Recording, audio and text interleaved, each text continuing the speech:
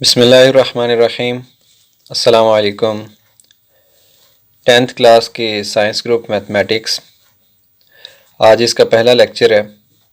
पहले लेक्चर में हम देखते हैं कि जो बुक है 10th क्लास की मैथमेटिक्स, इसके अंदर क्या क्या कंटेंट शामिल है, और फिर उसके बाद हम चैप्टर नंबर 1 स्टार्ट करते हैं। कुछ डेफिनेशंस पढ़ेंगे और उसके बाद कुछ क्वेश्चन सॉल्व करेंगे, और इस तरह से आज का हमारा लेक्चर कंप्लीट हो जाएगा। अगर कंटेंट की बात की जाए तो जैसा कि आपके पास सामने स्क्रीन पे नज़र आ रहा है आपको, इस बुक के दो हिस्से हैं। एक अलजबरा से रिलेटेड है और दूसरा जियोमेट्री या ट्रिग्नोमेट्री से रिलेटेड है। अगर अलजबरा के चैप्टर्स की बात करें तो इसके अंदर चैप्टर नंबर 1 से लेके 6 तक quadratic equations, theory of quadratic equations, variations, partial fractions, sets and functions, और लास्ट छठा चैप्टर है बेसिक स्टैटिस्टिक्स। ये तमाम चैप्टर्स, जो 6 चैप्टर्स हैं, ये अलजबरा से रिलेटेड हैं। चैप्टर नंबर 7 से ज्योमेट्री स्टार्ट, और फिर चैप्टर नंबर 13 तक ज्योमेट्री है। इंट्रोडक्शन टू ट्रिग्नोमेट्री है, projection of side of a triangle है, कॉर्ड्स ऑफ अ सर्कल है, टेंजेंट टू अ सर्कल है, कॉर्ड्स एंड आर्क्स है। चैप्टर नंबर 12 है angle in segment of a circle, और chapter number 13 है practical geometry circles. इनको हम 1 बाय 1 सॉल्व करेंगे, देखेंगे इनके अंदर जो मेन कॉन्सेप्ट्स हैं उनको हम रीड आउट करेंगे, और फिर हम देखेंगे कि प्रैक्टिकल लाइफ पे यूज़ हो रही हैं। चैप्टर नंबर 1 है क्वाड्रेटिक इक्वेशंस, जो कि आज का हमारा मेन टॉपिक है। क्वाड्रेटिक इक्वेशन क्या होती है, कैसे बनती है, रियल लाइफ में इसका जो ग्राफ है वो कैसा होता है, क्यों हम इसको स्टडी करते हैं और कैसे स्टडी करते हैं। अगर इसके हम इंट्रोडक्शन देखें जो बुक के अंदर मौजूद है, तो उसमें क्वाड्रेटिक इक्वेशंस की डेफिनेशंस हैं। प्योर क्वाड्रेटिक इक्वेशन की डेफिनेशन है, फिर उसके बाद सॉल्यूशंस, मेथडोलॉजी है कि क्वाड्रेटिक इक्वेशन को कैसे सॉल्व किया जाता है। 3 मेथड है जो कि चैप्टर नंबर 1 की जीनत होंगे। फिर उसके बाद थ्योरी ऑफ, चैप्टर का नाम है जी क्वाड्रेटिक इक्वेशन। थ्रू आउट इस चैप्टर के अंदर हम क्वाड्रेटिक इक्वेशन के बारे में ही पढ़ेंगे। सबसे पहले हमें पता होना चाहिए कि क्वाड्रेटिक इक्वेशन है क्या और इसको कैसे लिखा जाता है। अगर मैं डेफिनेशन की बात करूं तो हम कह सकते हैं एक ऐसी इक्वेशन, एक ऐसी मुसावात कि जिसको a x square plus b x plus c की शक्ल में लिखा जा सके, this equation is called quadratic equation. Quad का मतलब होता है वेरिएबल की पावर 2, ये x की मैक्सिमम पावर 2। ऐसी इक्वेशन के जिसमें वेरिएबल की मैक्सिमम पावर 2 आ जाए, that equation is called quadratic equation. और इससे पहले हमने जो डिस्कस किया, यानी एलिमेंट्री क्लासेस के अंदर लीनियर इक्वेशंस को सॉल्व करना हमने सीखा था। अब लीनियर इक्वेशन को सॉल्व करने का सबसे पहला तरीका ये था कि कोफिशिएंट इक्वल करते, फिर चिल्ले पाई के ज़रिए या क्रॉस मल्टीप्लिकेशन, और एक तरीका था एलिमिनेशन या साकत करने का तरीका। वो था लीनियर इक्वेशंस के लिए। लीनियर इक्वेशंस कौन सी होती हैं? ऐसी इक्वेशंस कि जिनके अंदर x की मैक्सिमम पावर या वेरिएबल की मैक्सिमम पावर 1 होती है। ऐसी इक्वेशन को लीनियर इक्वेशन बोलते हैं, और ये ग्राफ के अंदर लाइन बनाती है। जबकि हम बात कर रहे हैं क्वाड्रेटिक इक्वेशन के बारे में, तो क्वाड्रेटिक इक्वेशन एक ऐसी इक्वेशन होती है कि जिसमें वेरिएबल की मैक्सिमम पावर 2 होती है। अब जितनी पावर होगी वेरिएबल की, शर्त ये है कि वो जो नंबर है ये कोई पावर पॉजिटिव हो, और पॉजिटिव कैसी हो? नेचुरल नंबर या पॉजिटिव इंटीजर इसको बोलते हैं। तो फिर जितनी पावर होगी वेरिएबल की, उतने ही इसके आंसर्स आया करेंगे जब हम इस इक्वेशन को सॉल्व करेंगे। इसके अंदर पावर 1 थी, x की नहीं है तो मतलब पावर 1 है, तो इसका एक आंसर आता था। अब इसके 2 आंसर निकला करेंगे। जैसे हमने बात की कि लीनियर इक्वेशन जो होती है ये ग्राफ के अंदर हमें लाइन देती है, क्वाड्रेटिक इक्वेशन हमें बेंड देती है। फिजिकल अगर इसकी देखें ग्राफ बना के, तो ये हमें एक बेंड देगी ग्राफ के अंदर। अब पूरे चैप्टर के अंदर हमने देखना है कि इसकी मज़ीद कितनी टाइप्स हैं। क्वाड्रेटिक इक्वेशन की ये स्टैंडर्ड फॉर्म है, जनरल फॉर्म है, और इसमें एक कंडीशन ये भी है कि ये जो a लिखा हुआ है एक्स स्क्वेयर के साथ, यानी एक्स स्क्वेयर का जो कोफिशिएंट है it can never be zero, यानी a कभी भी ज़ीरो नहीं होगा। अगर a ज़ीरो आ जाता है तो फिर ये लीनियर में कन्वर्ट हो जाएगी। हम यहाँ पे लिख देते हैं इफ़ a इज़ ज़ीरो, तो फिर ये इम्प्लाई करेगी क्वाड्रेटिक इक्वेशन एक लीनियर इक्वेशन में कन्वर्ट हो जाएगी। और फिर इसकी शक्ल थोड़ी इस तरह से बन जाएगी। ये मैं इम्प्लाइज दैट यहाँ से ख़त्म करके यहाँ पे लिख देता हूँ a ज़ीरो हो जाएगा, तो बाकी रह जाएगी b x plus c equal to तो ज़ीरो। अगर इसको standard form A X plus B के साथ कंपेयर करें तो ये एक लीनियर इक्वेशन है। बस ये एक ही कंडीशन है इसके ऊपर। फिर उसके बाद है प्योर क्वाड्रेटिक इक्वेशन। अगर हम डिस्कस करें इस चैप्टर की second definition which is pure quadratic equation. अब प्योर क्या होती है, जैसा कि प्योर नाम से ही ज़ाहिर है, जो खालिस हो, प्योर क्वाड्रेटिक। अब खालिस क्वाड्रेटिक या दो दर्जी मुसावत कौन सी होगी? क्वाड्रेटिक इक्वेशन को उर्दू में दो दर्जी मुसावत कहते हैं। अब ये कौन सी होगी जी खालिस, इसके बारे में हम देखते हैं। ऐसी क्वाड्रेटिक इक्वेशन, इसकी स्टैंडर्ड फॉर्म में लिखता हूँ, ऐसी quadratic equation A X square plus B X plus C this is equal to zero, ये क्वाड्रेटिक इक्वेशन है। और अगर इसमें जो x का कोफिशिएंट है वो वाला ज़ीरो आ जाए, यानी b की वैल्यू ज़ीरो हो, तो b की वैल्यू जब ज़ीरो आएगी, इक्वेशन इस जगह पे जब ज़ीरो पुट करेंगे हम, इस जगह पे ज़ीरो, ये तो ख़त्म हो जाएगी। ख़त्म होने के बाद इस इक्वेशन की जो नई फॉर्म बनेगी वो बन जाएगी a X square plus c equal to zero, because b zero था, x के साथ मल्टीप्लाई हुआ, ख़त्म हो गया। तो ये एक प्योर क्वाड्रेटिक इक्वेशन बन गई। इसकी एग्जांपल अगर हम देखें तो एग्जांपल के तौर पे हम कोई भी इक्वेशन खुद से बना सकते हैं जो प्योर क्वाड्रेटिक इक्वेशन होगी, जिसमें x हो ही ना। फॉर एग्ज़ाम्पल अगर हम यहाँ पे डिस्कस करें 3x square plus 16 this is equal to zero, तो इसमें देखें जो x की पावर 1 है वो वाला वेरिएबल है ही नहीं, एक्स स्क्वायर वाला है अवेलेबल, तो इसको हम बोलेंगे प्योर क्वाड्रेटिक इक्वेशन। फिर आ जाता है इक्वेशंस को सॉल्व करने का मेथड। क्वाड्रेटिक इक्वेशंस को सॉल्व करने के कितने मेथड हैं? तो क्वाड्रेटिक इक्वेशन को सॉल्व करने के तीन मेथड हैं, जो तीनों ही इस चैप्टर के अंदर हमने डिस्कस करने हैं। तो टॉपिक का नाम है अब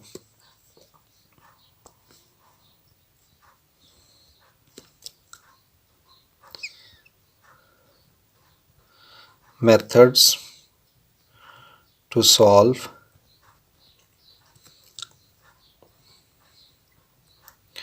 quadratic equations। क्वाड्रेटिक इक्वेशंस को सॉल्व करने के जो मेथड हैं उसके तीन मेथड हैं, तीनों को हम डिफरेंटली पढ़ते हैं। सबसे जो पहला मेथड है उसको बोलते हैं फैक्टराइजेशन का मेथड, तज़ीह करना।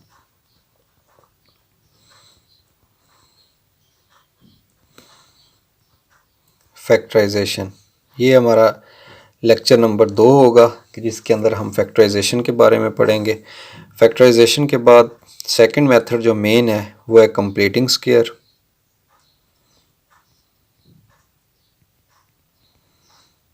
कंप्लीटिंग स्क्वायर को उर्दू में बोलेंगे तकमील मुरब्बा के ज़रिए हल करना।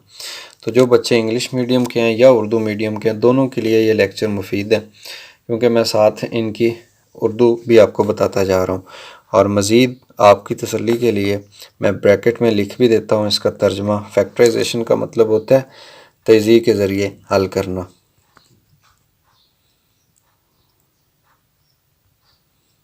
तज़ीह का तरीका। फिर उसके बाद सेकंड है कंप्लीटिंग स्क्वायर। कंप्लीटिंग स्क्वायर की उर्दू होगी तकमील मुरब्बा।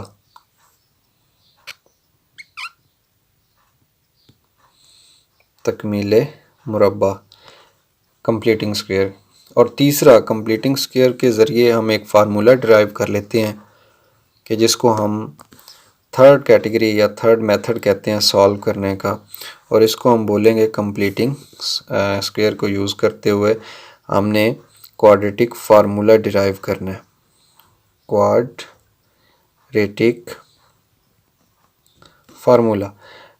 फार्मूला क्या होगा, इसके बारे में हम अपने लेक्चर नंबर 3 या 4 में पढ़ेंगे कि क्वाड्रेटिक फार्मूला कैसे कंप्लीटिंग स्क्वायर से हम डिराइव करते हैं और फिर उसके अंदर कैसे वैल्यूज़ पुट करके हम डायरेक्टली अपने क्वेश्चन को सॉल्व कर सकते हैं।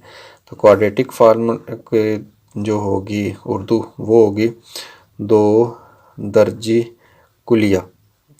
फार्मूले को यूज़ करके हम अपनी इक्वेशंस को सॉल्व करेंगे।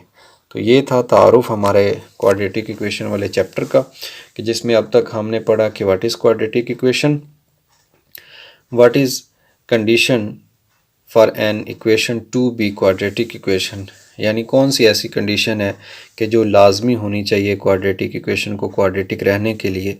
अगर ऐसा नहीं होगा तो फिर वो लीनियर बन जाएगी, और वो थी कि एक्स स्क्वायर का कोफिशिएंट 0 नहीं होना चाहिए। फिर हमने पढ़ा what is pure quadratic equation, एक ऐसी इक्वेशन के जिसके अंदर एक्स जो है उसका कोफिशिएंट 0 हो या एक्स की टर्म मौजूद ही ना हो किसी क्वाड्रेटिक इक्वेशन के अंदर, तो ऐसी इक्वेशन को हम प्योर क्वाड्रेटिक इक्वेशन बोलते हैं। फिर उसके बाद हमने देखा कि how many methods are there to solve quadratic equation, जो कि हमारे पूरे चैप्टर का निचोड़ होगा या हम उसको यूज़ करेंगे। तो सबसे पहले नंबर पे है फैक्टराइजेशन, जिसको तज़ीह के ज़रिए सॉल्व करना कहते हैं। दूसरा है तकमील मुरब्बा या कंप्लीटिंग स्क्वायर, और तीसरा है जी क्वाड्रेटिक फार्मूला। इन तमाम को हम अलग-अलग एक लेक्चर के अंदर हम कवर करेंगे और फिर हमारा चैप्टर भी उसी के साथ कंप्लीट हो जाएगा। अब हम देखते हैं एक्सरसाइज 1.1 का क्वेश्चन नंबर 1, जो कि क्वाड्रेटिक इक्वेशंस बनाने से रिलेटेड है, उनको स्टैंडर्ड फॉर्म से कंपेयर करने से रिलेटेड है। एक दफ़ा फिर बता देता हूँ, ये जो लिखा हुआ है ax², ये वाली ये स्टैंडर्ड फॉर्म है क्वाड्रेटिक इक्वेशन की। तो क्वेश्चन नंबर 1 की स्टेटमेंट देखते हैं, फिर उसको इसके हम लिख देंगे। स्टेटमेंट है कि right the following quadratic equations in the standard form. जैसा कि अभी कुछ लम्हे पहले हमने स्टैंडर्ड फॉर्म को डिस्कस किया, जिसको जनरल फॉर्म भी बोला है, ax² + bx + c, उस फॉर्म में हमने लिखना है and point out pure quadratic equations. और डेफिनेशन पढ़ी थी प्योर क्वाड्रेटिक इक्वेशन कि एक ऐसी इक्वेशन के जिसके अंदर b 0 होता है एज अ कोफिशिएंट, यानी जिसमें x वाली टर्म मौजूद नहीं होती, सिर्फ x² वाली और कांस्टेंट मौजूद होते हैं, हमने उनकी निशानदेही करनी है। पहला पार्ट है x + 7 × x - 3 = -7। इन तमाम क्वेश्चंस का पार्ट्स का एक ही मेथड है, और वो ये कि इनके दरमियान में जो ऑपरेशन होगा आपने वो ऑपरेशन परफॉर्म कर देना है। सिंप्लीफाई करना है, ऐड सब्ट्रैक्ट करना है, मल्टीप्लाई करना है और लास्ट में अरेंज कर देना है, तो आपके पास क्वाड्रेटिक इक्वेशन स्टैंडर्ड फॉर्म में बन जाएगी। पहले पार्ट को सॉल्व करते हैं, फिर उसके बाद देखते हैं बाकी पार्ट्स को कैसे सॉल्व करना है। आपने क्वेश्चन देखा, स्टेटमेंट देखी, मैंने क्वेश्चन को नोट कर लिया, जूम इन करते हैं और इसको हम करते हैं सॉल्व। स्टेटमेंट है कि x + 7 × x - 3, इसको हमने स्टैंडर्ड फॉर्म में क्वाड्रेटिक इक्वेशन बना के ज़ाहिर करना है। जैसा कि अभी मैं आपको क्वेश्चन रीड करते हुए बता रहा था कि जो भी ऑपरेशन दिया गया होगा हम वो परफॉर्म कर देंगे, ब्रैकेट्स हों, फ्रैक्शंस हों, एलसीएम हो, जो भी हो, और लास्ट में इंतहाई सिंप्लिसिटी के साथ हमारे पास आंसर आ जाएगा। इसमें अगर देखें तो दो ब्रैकेट्स की मल्टीप्लिकेशन हो रही है, x + 7 मल्टीप्लाई हो रहा है x - 3 के साथ। तो हम इनको प्रोडक्ट कर देते हैं और देखते हैं कि क्वाड्रेटिक इक्वेशन कैसी बनती है, क्या वो प्योर है या नहीं। तो इसका सोल्यूशन स्टार्ट करते हैं।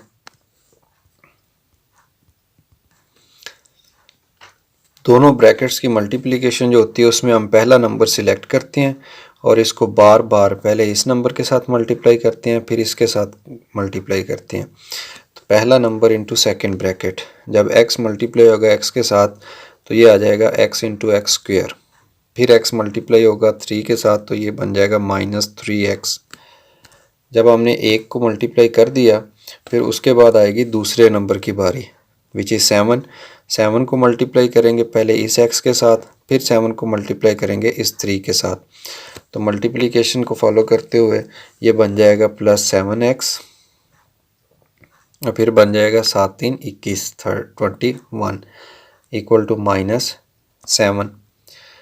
और इसको मज़ीद अगर सॉल्व करें तो इसमें हम देख रहे हैं कि ये 2x वाली वैल्यूज़ आ गई हैं, इसको हम सम अप कर सकते हैं और x² वाली a की वैल्यू है, इसको एज इट इज़ लिखा रहने देते हैं, ये आ गया x² इन -3x और +7x, बड़ी में से छोटी माइनस हो जाएगी और साइन बड़ी वाली का आ जाएगा, so this is +4x -21 and this is equal to -7। अब क्योंकि हमने इसको स्टैंडर्ड फॉर्म से कंपेयर करना है, स्टैंडर्ड फॉर्म में हमने देखा कि यहाँ पे 0 है, सो हम दोनों साइड पे +7 ऐड कर देते हैं,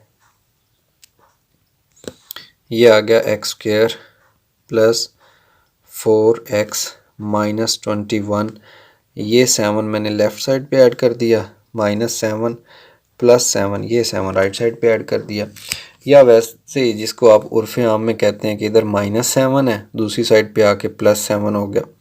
हालांकि उसका असल कॉन्सेप्ट ये है, बहरहाल आप ये भी यूज़ कर सकते हैं, -7 था इधर से ख़त्म हो गया, इधर अपेयर हो गया, सो ये बाकी रह गया x² +4x और -21 है +7 है, तो बाकी रह जाएगा 21 में से जब 7 माइनस होंगे और ये 14 -7 +7 दिस इज़ 0। सो ये हमारे पास एक क्वाड्रेटिक इक्वेशन बन गई है। अगर हम इसको कंपेयर करें स्टैंडर्ड फॉर्म के साथ, तो स्टैंडर्ड फॉर्म क्या थी, मैं लिख देता हूँ ax² +bx +c and equal to 0। अगर इसको हम कंपेयर कर रहे हैं तो जो x² का कोफिशिएंट है, देखें ये x² आ गया और जो इसके साथ कोफिशिएंट होता है वो a होता है, तो इधर कुछ भी नहीं है, लिहाजा जिसका कोफिशिएंट नहीं होता उस वेरिएबल का कोफिशिएंट 1 होता है। तो हमें पता चला कि a की वैल्यू 1 है, कंपेयर करने से हमें पता चल रहा है। तो जो वैल्यूज़ निकली हैं वो मैं यहाँ पे लिख देता हूँ कि a की वैल्यू 1 है। उसके बाद हम कंपेयर करते हैं x को, ये x है वेरिएबल और ये इनके कोफिशिएंट्स हैं, कंपेयर किया तो b की वैल्यू 4 बन रही है, प्लस b है +4 है, सो हम लिख सकते हैं इधर b is equal to 4। Similarly अगर हम इसमें देखें जो तीसरे नंबर पे ये c है, तो ये कांस्टेंट है, c का मतलब c प्लस में है और ये -14 है, लिहाजा हमें पता चला कि जो c की वैल्यू है दैट इज़ -14। तो ये एक क्वाड्रेटिक इक्वेशन है, प्योर क्वाड्रेटिक इक्वेशन नहीं है। प्योर वो वाली होती है कि जिसमें x वाला या तो टर्म मौजूद ही ना हो कि जिसके अंदर x की पावर 1 हो, और अगर हो तो उसका कोफिशिएंट 0 हो। तो इसमें तो x वाले का कोफिशिएंट 4 आ रहा है, लिहाजा ये प्योर क्वाड्रेटिक इक्वेशन नहीं है, ये सिर्फ क्वाड्रेटिक इक्वेशन है। इसी के साथ ही पार्ट नंबर 1 हमारा कंप्लीट हो चुका है। क्वेश्चन नंबर 1 का पार्ट नंबर 2 है जी, x² +4/3 -x/7 is equal to 1। हमने इसको भी स्टैंडर्ड फॉर्म में लिखना है, जैसे अभी हमने पार्ट नंबर 1 को लिखा, सॉल्व किया, बिल्कुल वैसे ही करेंगे कि जैसे मैंने आपको कहा कि दरमियान में जो ऑपरेशन होगा वो अप्लाई कर दें। देखते हैं कि इसको कैसे सॉल्व करना है। पार्ट नंबर 2 जो भी हमने बुक में रीड किया, ये क्वेश्चन है जी, इसको हमने सॉल्व करना है और इसको स्टैंडर्ड फॉर्म में लिखना है। सॉल्व करने के लिए देखें कि दो फ्रैक्शंस हैं, यानी दो बटे वाली वैल्यूज़ हमें नज़र आ रही हैं, ये वाली और ये वाली फ्रैक्शन है। फ्रैक्शन का रूल ये होता है कि अगर दरमियान में प्लस या माइनस आ जाए तो हम उसका एलसीएम लेते हैं, यानी इजाफे कर लेते हैं। इन दोनों का हम जो डिनोमिनेटर हैं 7 और 3 मखरज हैं, इनका लेंगे एलसीएम। 3 और 7 का जो एलसीएम है वो 21 बनता है, तो इन दोनों का एलसीएम लिया। एलसीएम लेने के बाद हम इसको यहाँ पे लिख देते हैं जनाब, एलसीएम 21 21।